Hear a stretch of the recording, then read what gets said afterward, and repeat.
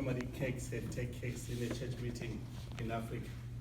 It's my pleasure to share about myself.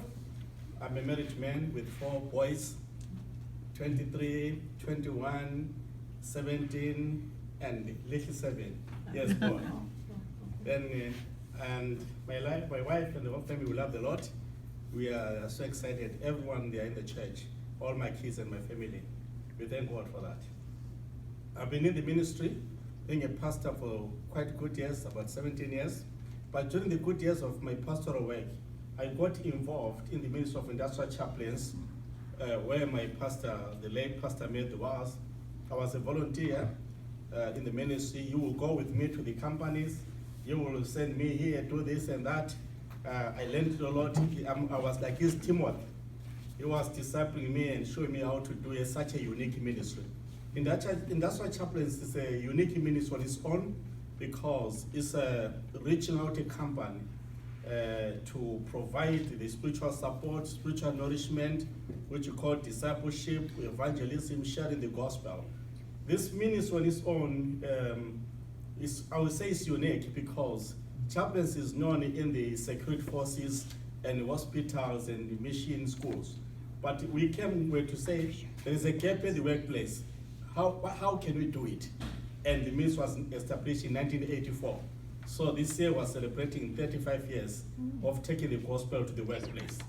And as you appreciate the church, as Doug mentions, standing with our father, Matthew, throughout all the good years.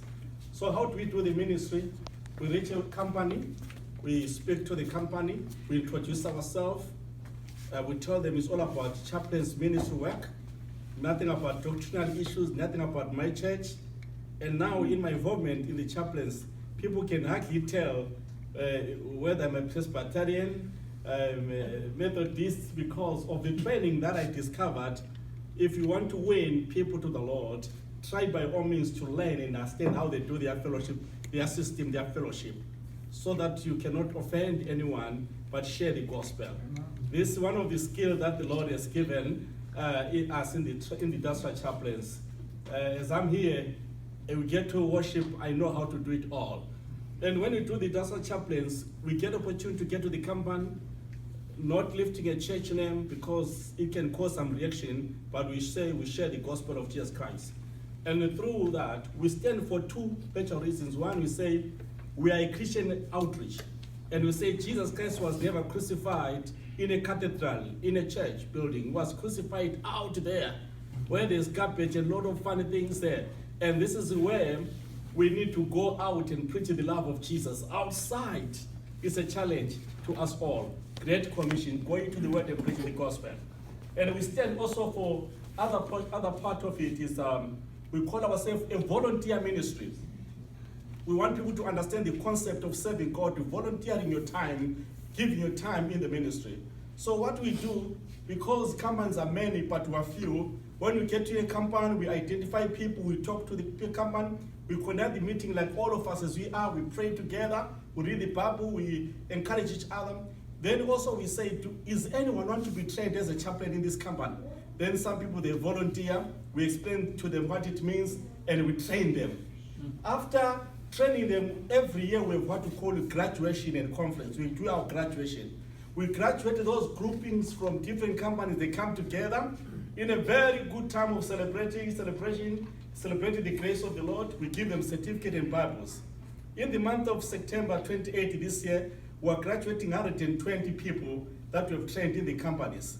And praise the Lord, through our prayer, our friend Doug there and the church and our good friends, they have managed to assist to raise Bibles for those graduates this year. We thank God. So we give them the Bible, the certificate, we encourage them, then they go to the company. Since they are volunteers, they will preach the gospel in their own companies, in their work suit. They become the preachers because they understand the culture, the system of their company.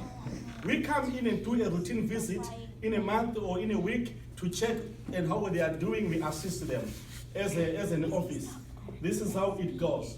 And in the training, we make sure we give them the good skills, how they can do the subjects that we cover is industrial chaplains, industrial theology, the relationship of work and the Bible, We do what we call communication skills, how to speak the gospel in 10 minutes and speak message.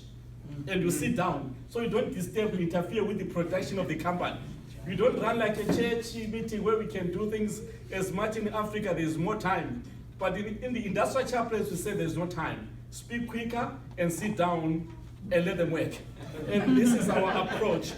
And we call ourselves a supporting presence. We give the support to the workers in their spiritual nourishment. We do what we call discipleship.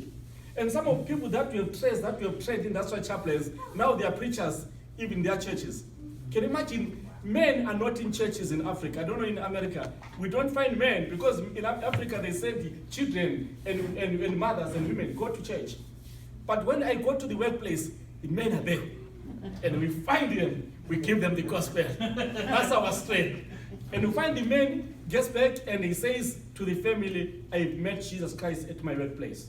And can you imagine, the family celebrate, and that man becomes, we do what we call a referral. We try to find a nearby church that read the Bible, he preach the gospel, we send the person there, and then he is discipled. This is our strength of the ministry. I would say in a short, in a nutshell or in a short, this is what we do. God has given us grace. There are challenges here and there. Sometimes we face some resistance from other people who don't want us, who not like to hear the gospel, try to disturb other workers. But we stand and preach the gospel. And we say, God, help that person. We still love them all. Embrace them with the love of Jesus. We exist to preach the gospel at the workplace. Come one day, we'll take you to the workplace and we'll see how God touches lives of people in a good and wonderful way. This is me and my little presentation.